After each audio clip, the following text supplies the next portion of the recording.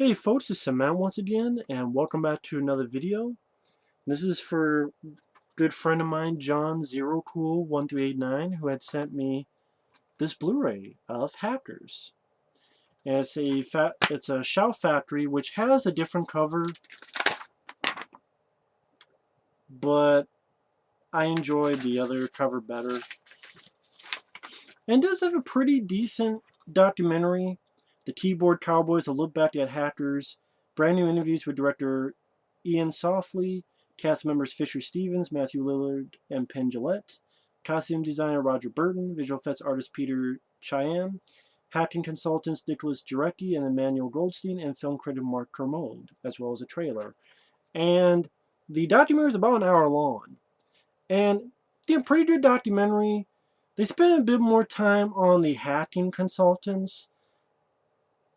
I would have preferred a bit more on the actors, because Matthew Lillard, Fisher Stevens, Penn Jillette, they have a couple things to say, but I would like a bit more with them. Like, it would have been nice to have maybe, even if it was just a 20-minute featurette with just those three guys, just the acting portion. That would have been nice. Again, those were the ones I was the most interested in listening to, and they didn't get too much of a screen time during this hour-long documentary. Again, it was mostly of the hacking consultants,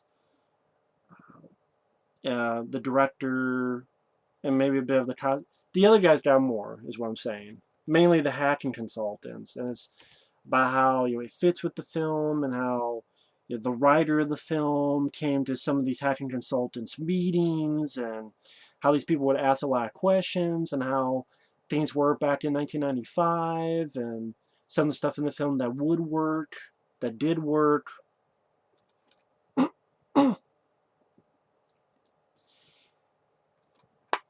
this was a time in 1995 that the internet and the computer itself, was not too familiar with the general public.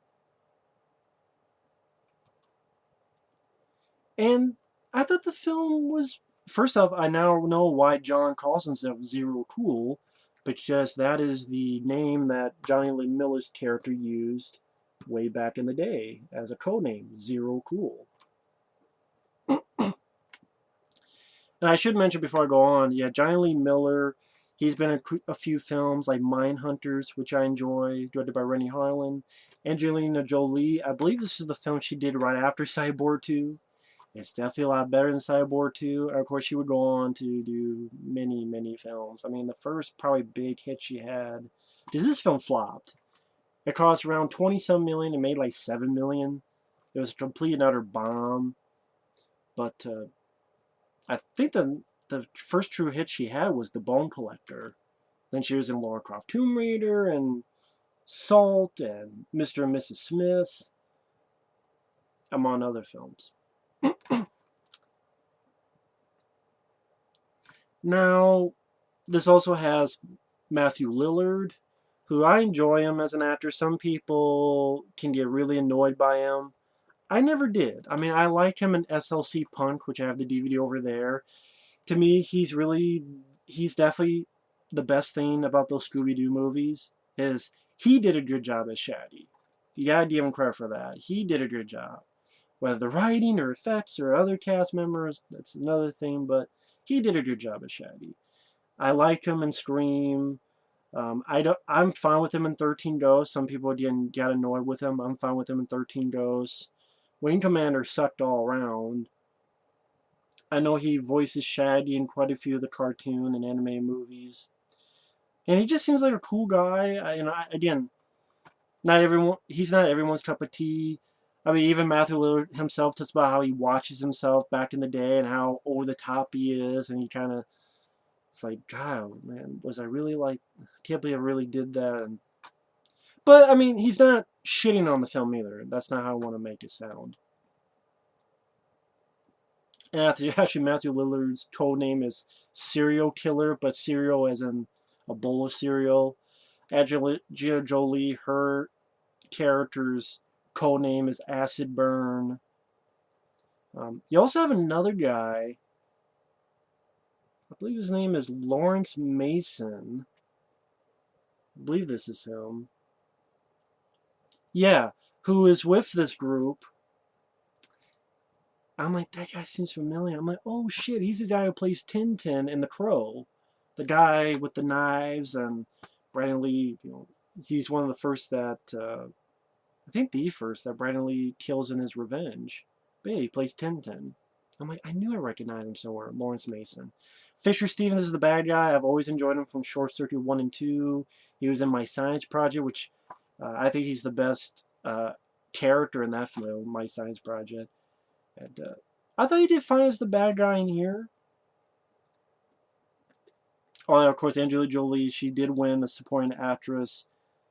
I'm not sure. Yeah, I think she did win for Girl Interrupted.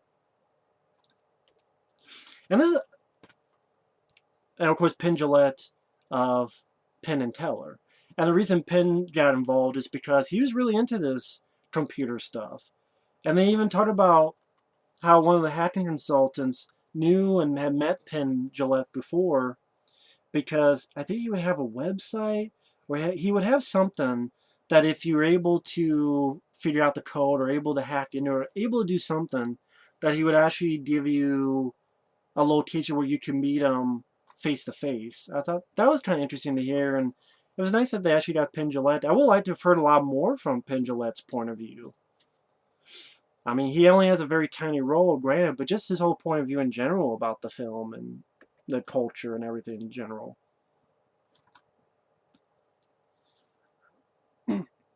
But the film itself, I liked it. This is the first time I've ever seen the film. I liked it for what it was. And when I say for what it was, it's a film that was made in its time, 1995, and it's a hard thing to do. How do you make a film about hacking that's not boring as shit because it's people typing? I know there was another hacking movie with Chris Hemsworth that Michael Mann directed called Black Hat. I haven't seen the film. I've heard it's boring as fuck. And I know it flopped badly. Part of me wants to give it a look, but it seemed like a very long movie, and I'm sure it takes itself much more seriously. Because the fun of this is that there's a sense of humor, but I'm not saying it's tongue-in-cheek, but it's very stylized. And that's what makes the film work, is the style. It has an energy to it. And I watched this film like, this hacking seems kind of cool. And especially interesting watching this because of nowadays with how hacking is taking on a much more darker feel when you think about it, because of groups like Anonymous. I believe that's a group that look, when they wear a mask, they look like the guy from V for Vendetta. I could be wrong, but I believe it's called Anonymous. And you also, I don't know if they're the ones or someone else did the Sony hacking where all that shit got let out to everyone. But I mean, that's the thing. Like nowadays, you have all this stuff with hacking, and back in 1995, that was not a common thing of a hacker. I know the same year you had The Net with Sandra Bullock, which I think I have. I know I have the film. Yep, I do. That shit's right over here. Came out the same year, and I think this did better because, well, Sandra Bullock was a bigger star, honestly, because she had done Speed the year before. She was in Speed the year before. She didn't do Speed. You know, she did Speed, she would fuck up her looks, and she's a beautiful lady. She's actually one of my favorite actresses. Maybe my favorite actress, if I had to pick one. But, so she didn't do Speed. She was in Speed. And like, she was in Demolition Man, then Speed. So I think her star was on the rise. So this is another film like this one. The reason I mention is they're both internet-related movies back in 1995. I always figured this was actually directed by Irwin Winkler. It has Dennis Miller in it. But maybe this film I'll review sometime. Maybe not right away, because there's a few other films that John sent me that I need to get to. But I'll probably review this sometime soon. I remember that. But both of these films are kind of laughed at nowadays, saying it's so unrealistic, the computer couldn't do this and that. But at the time, no one knew what the fuck the computer could do. And again, people go, oh, it's dated. Well, you know what? You could say Casablanca is dated, but no one's going to fucking say that. You say that Raging Bull was dated. But it was a certain time period. Well, there you go. This was in 95. What do you want to do? Go forward in the future and then find out how it's going to be, then come back? If they could do that, then they would have done it. But I know some of the stuff in this you can do. I mean, the hacking consultants themselves. For example, there's a scene with a payphone and a tape recorder, and that you record the change and you can play it back. The hackers consultants say you could do that with the payphones for real, among other stuff. And yeah, certain stuff they probably had to push a little bit, but that's what made it entertaining and not boring as fuck to sit through. Because it was a procedural. Here I'm typing. Here's a few words and symbols. I'm in. It's like, who gives a shit? But I guess the first thing I should mention is that there's this Hacker's Manifesto. This is our world now. The world of the electron and the switch. The beauty of the bod. I think there's more to it. See if I can find it here. This is our world now, the world of the electron and the switch. We exist without skin, color, without nationality, without religious bias, and you call us criminals. Yes, I am a criminal. My crime is that of curiosity. I wonder if Anonymous and those groups, I wonder if they're big fans of hackers. But it sounds like something they would say, or someone else would say. But I think that's the thing, like, you couldn't do this film nowadays because they would just look at hacking as just a dirty word and a dirty... That this was one where they weren't out to hurt people, these guys. They're just having fun, and it's the adventure quality of what hacking is. So this is sort of more of an innocent time of hacking. It's just more of a... I mean, I guess in a way you kind of had Edward Furlong. He was, in a way, a hacker hacking into the thing. So it's the early points of hacking. I mean, even these people, they're not really stealing money, and they're not hurting people, and they're not, hey, I'm going to steal $5 million to this. It's more of, well, what can I do? Not that I want to hurt people and I want to be rich and famous. What am I able to do, and the adventure quality of it? That's why you kind of like these characters, because they're not doing it to be evil. They're just doing it for fun, but not fun so other people get fucked over, or other people get hurt, or other people get arrested in jail. So I think that's what makes the characters more likable than if you did maybe a hacker movie today. And of course there's been other movies that have dealt with hackers and all sorts, but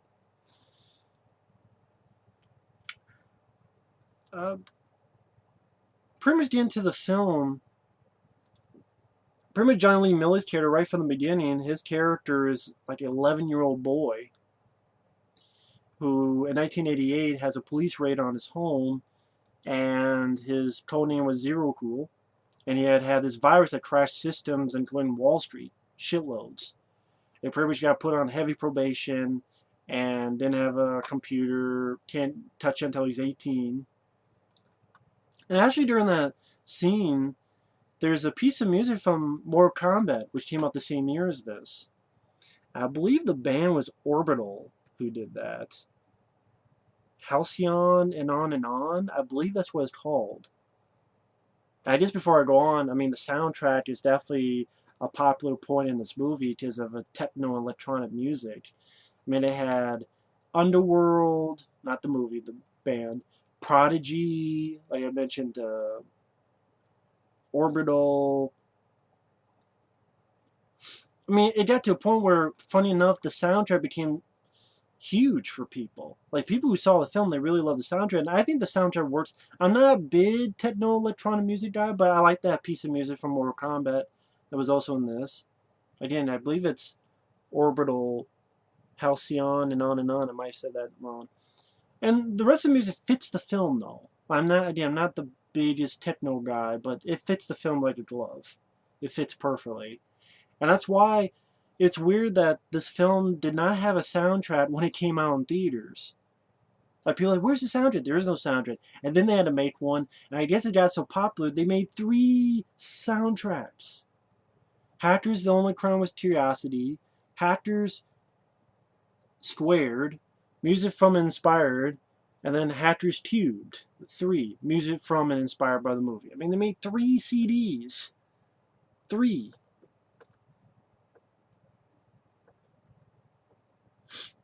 So it's just funny. I mean, I guess it shows the studio really. I mean, you're releasing the film in September and you don't even have a soundtrack to it. And again, yeah, it cost $20 million, made $7 million. I don't know, September. Maybe that wasn't a good choice. Maybe it's like, okay, it's not really any big names at the time. Fisher Stevens, Angelina Jolie was not a big name. I mean, there's like, oh, she was in Cyborg 2. Wow, that's going to bring asses in the seats. Jonny Lee Miller, no one knew who the fuck he was. So I think that's why it flopped. But it definitely has a cult status. Again, because, for example, when people are hacking, at times you can look into the circuit board. And I'm like, these images of inside the circuit boards looks really cool. And I realized, going into looking it up, it's because it was not done in CGI, which I thought was the right way to go. Yeah, the director did not use CGI for any of the sequences in cyberspace. He said they used more conventional methods of motion control, animation, models, and rotoscoping to create a real three-dimensional world, because computer graphics alone can sometimes lend a more flat, sterile image. And that's true. That's absolutely true. And that's why I thought these looked a lot better than I thought it would for a 1995 film, because that's the thing a lot of people mention, that unless you're a film like Terminator or Jurassic Park, if you use CG work in the 90s, early 90s, it's not going to look that good. I love Mortal Kombat from 1995. The CGI does not hold up. Like, you have that fucking reptile creature, it looks like shit. But they didn't use that for this. And when they see these circuit boards, it reminds me of the sequence in Explorers or someone from Tron. It just looks cool and it holds up. This is the first time I'm seeing it.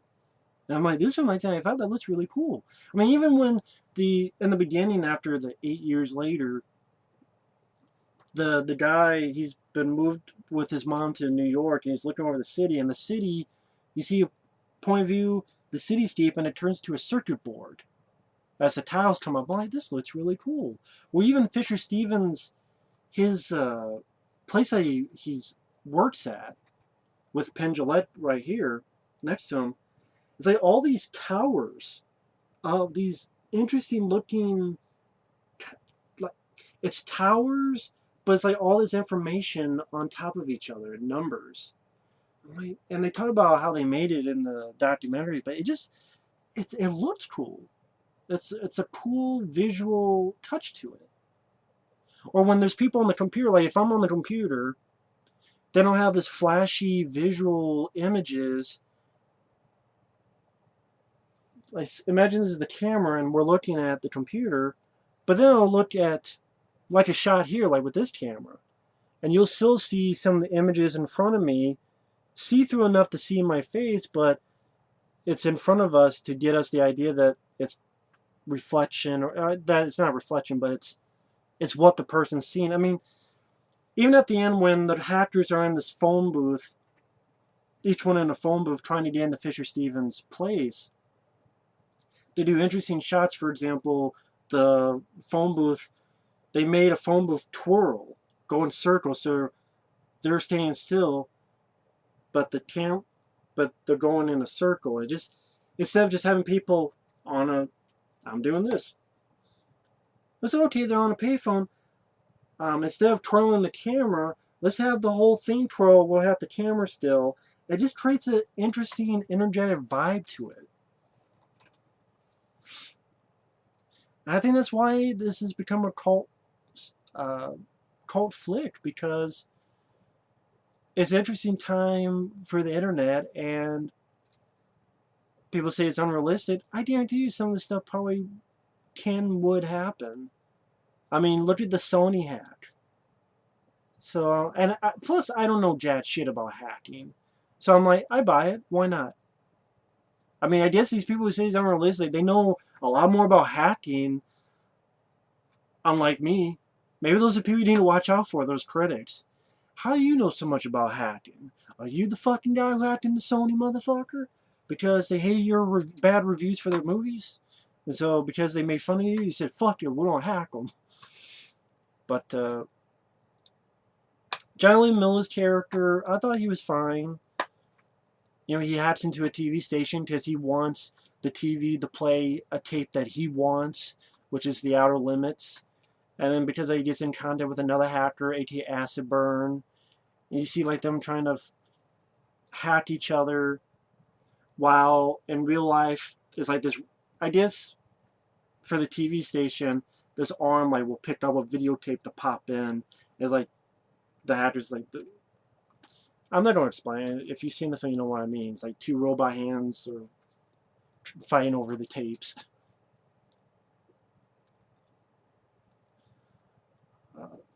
And also the editing has some interesting editing. Like when Jonny Lee Miller first sees Angelina Jolie's character, he does like anyone would when they see Jolie, especially if it's face to face. He pictures kind of porno type without, you know, too severe because it's a PG-13 film. But like there's a girl, you hear a girl moaning, and like a comic book close up of a woman's lips, and it's like, okay, that was weird. I didn't expect that edit.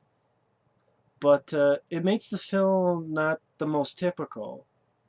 Again, I think that's another reason why people like the film. Like when him and Jolie don't get along, he just looks at her, and then footage of, you know, some old movie of a woman being strangled pops in his head, and he keeps going. And that's what I mean by the editing is a bit interesting. I think the directing is pretty damn good by this guy.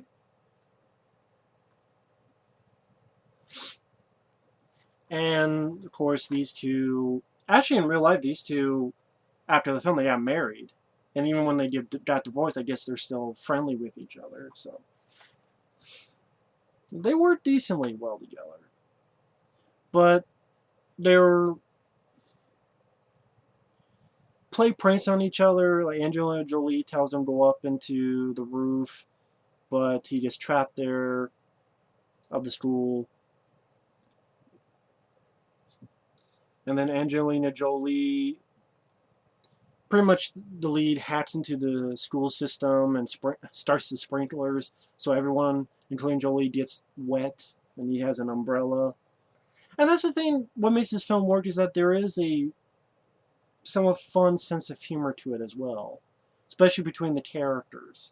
Like Jonny Lee Miller hanging out with Matthew Lillard, and one guy's like, who ate all my fries? And Matthew Lillard's like, oh, he did. He blames it on someone else. And the guy's like, I didn't do it. He just puts the blame. And Matthew's like, no, you tell him, I'm going to hit you. And the plot of the film is pretty much, of that group, there's this younger kid who's this aspiring hacker, hacks into this place that Penn Jillette and Fisher Stevens are at. And Fisher Stevens, I thought he was an interesting type of bad guy. I mean, he's not some typical... I mean, he's not like a big buff guy, but if he's playing a hacker, he didn't need to be. He rides in on a skateboard. He's like, you gotta call me the Plague. I'm not Eugene.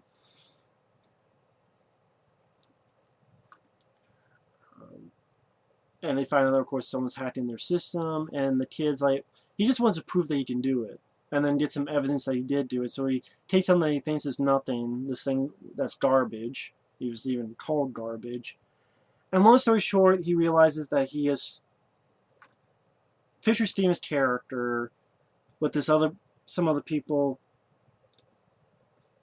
The best way to describe it, if you remember Office Space, where the Steam where they'll take cents off of every transaction, and the fact that if you do it long enough, it'll create so much money that you can run off with it, but no one's noticed because it was only pennies from this one, pennies from this one, pennies from this one.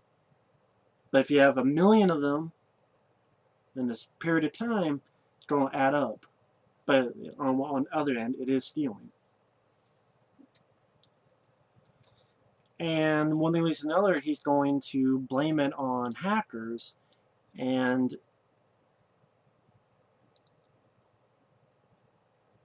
say, well, they were ready to fuck up these oil tankers, and because these hackers really did go into it, this was going to be like a... He didn't expect to be hacked in there, but he's like, oh yeah, they don't fuck up some oil tankers. That's what they're going to do with this. That's what they've stolen. That's what the whole security breach was about. But he's like, well, I told my bosses about this. Now I really do have to make these oil tankers fuck up, so that then the people I was blaming, the hackers, they'll get blamed for that. Well, me and you will run scot-free with the money, and the hackers don't like that, and they want to get even and fuck up Fisher Stevens' big old computer and big old shit, and save the oil tankers and clear their names and fuck up Fisher Stevens' character. And this is another thing I like about the film. It is colorful. I mean, like the place that all the hackers meet. There's like this big video game with this huge screen that people can play, and it kind of reminds me of the Foot Clan set of the first Ninja Turtles movie, where it's just anyone can come up and do whatever, anything. I was surprised there weren't kids with cigars or something, but there were skateboards and shit. But a lot of scenes were colorful, and that's the thing, is they wanted to make this movie colorful and vibrant and energetic, and because again, you're dealing with the plot, dealing with computers typing, hacking, but you don't want to bore people, and these are certain elements that they do with it. Or like the group watches this TV where these people hack into to make their own channel. Razor and Blade are these two guys, they're like two Asian guys who are in a way seemingly androgynous. Like you don't quite know, maybe they're gay, maybe they're straight, maybe they're transvestite. I don't know. I mean, it's not a big deal to me, but it's like, is that what was their intention? If that wasn't their intention, maybe that was, but maybe that's why they don't bring it up, because it's not making an issue. But it's one of those, okay, these are definitely peculiar characters. Like one's in like white makeup, face paint, and weird characters. Oh, I got another guy who's in this. One of the, I'll call him a cop. He's not really a cop. He's like a federal guy. It's fucking Mark Anthony, the singer, Mark Anthony. I'm like, holy shit. But yeah, Fisher Stevens is fucked with them. Confronts the lead. Wants to know where the disc is with this info that was stolen, and meets with him first to sort of make a deal with him, because he knows the lead has a record from when he was a kid. So he tries to make a deal with him first, tells him to think about it, and by this time one of their guys had been arrested, the young kid, and so you also have this romance developing between these two, where okay, we'll make a bet. If I win, you don't go on a date with me and wear a dress. And Angelina Jolie, well, if I win, you don't do my computer ship and you don't win a dress. Which leads into, again, some peculiar things about the film. Like, once in a while, it goes into dream sequences. Like Angelina Jolie just taking off her shirt and ready to kiss the lead. And then Fisher Stevens just comes in, like, what's the deal? And of course, this is a nightmare by the lead. But another one I didn't see coming is you see this sort of sexy dress and undressing, and then the wide shot is fucking Jonny Lee Miller, and then Angelina Jolie wakes up, and it's... I thought that was kind of interesting, because it makes the woman Angelina Jolie's playing not a prude, and like, okay, I can relate. It's not that I can relate to it. I'm sure some be like, oh, you relate to that. To me, that makes her a bit more human. Like, okay, it's... I'm going to be the other way around. I'll be in Jonny Lee Miller's dream and think about Angelina Jolie undressing. But it just shows that she's a real character. I would imagine that real women... that guys aren't the only one that think of men like that. That maybe there are women who think of... well, There are men who think of men like that. I meant to say men who think of women like that, but there probably are women who think of men like that as well. It's just sort of like yeah, it's weird, but it's like, well, why would a girl, if a girl think of that? It's like a little thing, but it's like, okay, it gives, again, sort of a little bit more character to Angelina Jolie's character. Because, I mean, that's a typical thing. Hey, oh my god, where's the sex at? But how many movies do you see a woman, hey, I'm a woman, where's the sex at? You don't, that's not as often, unless it's a porn. But if it's not a porn, you don't see that too often. So, okay, I mean, little things like that, and there's other little dream scenes. And when I say dream scenes, I don't mean like it's magical or out of the blue, fantastical, but it's like, what's this? Oh, okay, it's a dream scene. Okay, it's interesting. But their bet is to fuck with this main agent guy, not Mark Anthony, but the guy above him, and just like whoever does the best. Like they make the guy get his credit cards canceled, create this fake embarrassing personal ad, which is a pretty funny scene where the guy is like listening to all the messages from these guys saying, "Oh, you animal." Oh no, they don't say that. Someone else did. But they're like saying all this crazy shit, and then Fisher Stevens like hearing nearby said, "Oh, you animal." It's funnier than I'm making it out to be. Or like one making it seem like he's deceased, so his payroll status is stopped, and pretty much they get into a tie. But one thing at least you know, on Fisher Stevens pretty much goes, if you don't give me the shit, I'm gonna fuck up your computer. I'm gonna fuck up the database and make it so that your mom's gonna go to jail. Which is something we can all understand. I mean, we don't want to see our mom go to jail, so we can understand, you know, oh, don't fuck with that. You don't want to fuck with a guy's mom. So it gives him a disc, which Fisher Stevens doesn't know it's a copy, looks at the original, and even then you have this little montage where he's at the computer, but you have like people here, and then it cuts to the people in this position, and the whole time he's typing there. Like, that's a sort of little montage, scene transition, and again, it just has a visual style that they did to not make it boring. I'm like, I appreciate that. I appreciate what they were trying to do.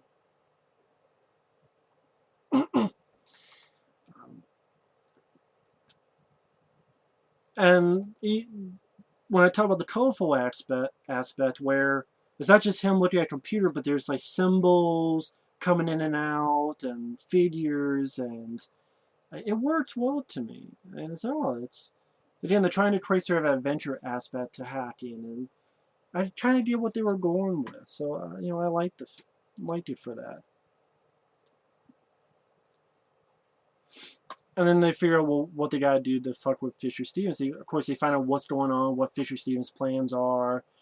The two leads go dumpster diving. Jolie shoots a flare at a guard to scare him off, and apparently that's based on a real event. One of the hacking consultants say that that really did happen, where someone shot a flare at a guard. I'm like, that's interesting. Phone taps. The guy, again, I forget the actor's name, Lawrence Mason, I believe. The guy who was Tintin the Crow. He's, you know, he can memorize stuff very well.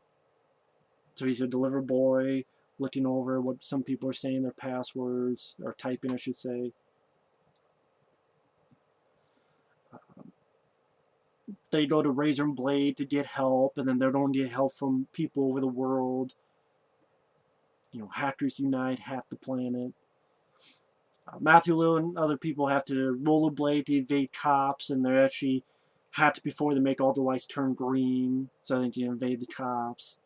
And pretty much they assault Fisher's Stevens system. And maybe that's the thing that people don't like, is that, oh, this film is not so serious, but considering everyone always uses this, why not? Why so serious? Why does it have to be 100% fucking gritty? I think that's the thing. People are like, this needs to be gritty. No, it doesn't. I mean, maybe if you do it right, sure, but it's okay to have fun with it as well. I think that's what people appreciate. It's a fun movie at the end of the day. I mean, even Matthew Lillard says, you know, may the force be with you, man. When Jonny Lee Miller and the girl Angelina Jolie leave. And even when they're assaulting the system, like the different viruses, like you have a Cookie Monster virus and you have a Pac-Man virus. And that's what I mean, like the hackers of the world attack, and the leads are in these phone booths, and the way they did is they have the phone booths rotate. Pretty much they get the file that they need for incrimination. Fisher Stevens is like yelling, "Oh, you nuts! Come at me!" and fucks up Fisher's system. And the lead types in, "Mess with the best, die with the rest." Lillard had fucked with the phones to give him a little bit of time, but the rest get arrested. But Lillard was able to hide and get the information, and with the razor and blade, get on TV and do a tell-all so that the hackers aren't arrested anymore.